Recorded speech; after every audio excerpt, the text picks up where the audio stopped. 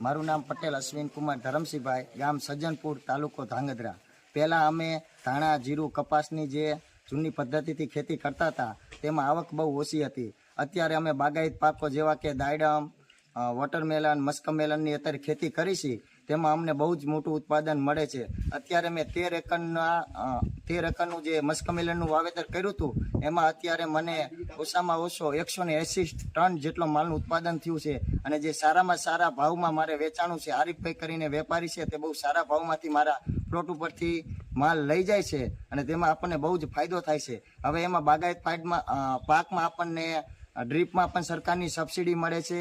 ઉપર glow cover ઢાંકી mulching કરી એમાં બાગાયત ઓફિસર દ્વારા પણ આપણને સારો એવો ફાયદો થાય છે. તો આપણે ગવર્મેન્ટનો લાભ પણ આપણે લઈ શકીએ છીએ. અને આમ આપણે પાછા અમે ગાય આધારિત થોડી ખેતી કરીશી, જેમાં પ્રાકૃતિકનો ઉપયોગ પણ કરીશી, જેમાં સ્વાદ પણ સારો રહેશે.